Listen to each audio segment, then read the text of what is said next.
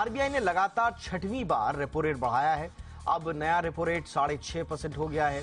RBI ने repo rate बढ़ाकर साफ कर दिया है कि महंगाई के मोर्चे पर उसकी जंग अब भी जारी है। इसके अलावा आरबीआई ने कंज्यूमर के हितों को देखते हुए लोन पेनल्टी चार्जेस पर गाइडलाइन जारी करने की बात भी कही है।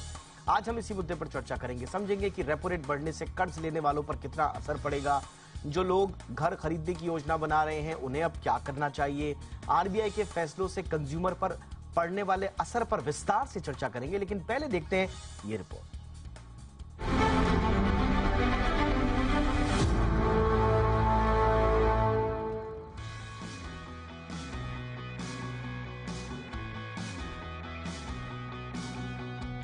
आरबीआई की मॉनेटरी पॉलिसी को लेकर जैसी उम्मीद थी वैसा ही हुआ। रेपो रेट में 0.25% की बढ़ोतरी कर आरबीआई ने संकेत दे दिया कि महंगाई के मोर्चे पर उसकी जंग जारी है।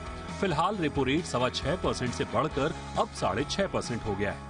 ऐसे में अब सभी तरह के कर्ज और महंगे हो जाएंगे। लेकिन इसके साथ ही आरबीआई ने कंज्यूमर के हितों को ध्यान में रखते हुए कुछ और बड़े फैसले भी किए हैं। इनमें बैंकों की ओर से ली जाने वाली लोन पेनल्टी चार्ज पर गाइडलाइन जारी करने की बात कही गई है। इससे बैंक अनाप शनाप पेनल्टी नहीं वसूल पाएंगे। वहीं आरबीआई ने QR code based coin vending machine launch करने के साथ ही विदेश से आने वाले यात्रियों के लिए यूपीआई के जरिए पेमेंट की सुविधा देने की बात भी कही है। फिलहाल तो रेपो रेट बढ़ाने के साथ आरबीआई की पूरी कोशिश महंगाई पर लगाम कसना है। आरबीआई ने पिछले साल मई से लेकर अब तक 2.5% के साथ लगातार 6वीं बार रेपो रेट बढ़ाया है। महंगाई के मोर्चे पर आरबीआई कोई कोताही नहीं बरतना चाहती है।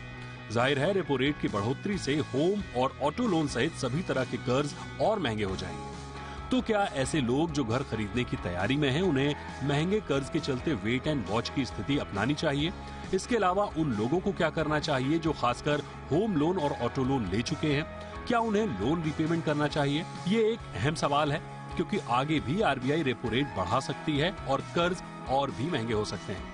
हालांकि आरबीआई गवर्नर ने उम्मीद जताई कि महंगाई आहिस्ता आहिस्ता ही सही लेकिन कमजोर पड़ रही है। लेकिन फिर भी आरबीआई की उम्मीदों के मुताबिक इसमें कमी नहीं आ पाई है।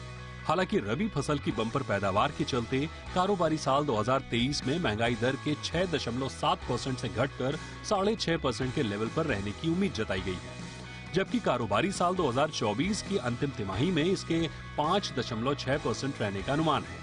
आरबीआई ने कहा है कि दूसरी करेंसीज के मुकाबले रुपए में कम उतार चढ़ाव देखा गया है। हालांकि ग्लोबल इकोनॉमी और महंगाई के आंकड़ों में हो रहा उतार चढ़ाव का भारत की इकोनॉमी पर भी असर पड़ रहा है। ग्लोबल चुनौतियां भले ही कम हुई हों, लेकिन अभी बनी हुई है। इसके बावजूद इंडियन इकोनॉमी की ग्रोथ की रफ्तार तेज हुई है।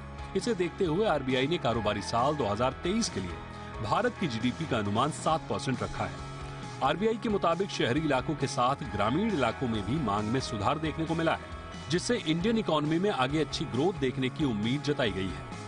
ऐसे में कंज्यूमर एंगल से देखें तो आरबीआई की कोशिश महंगाई पर लगाम कर आम आदमी को राहत देना है। ब्यूरो रिपोर्ट, जी मीडिया।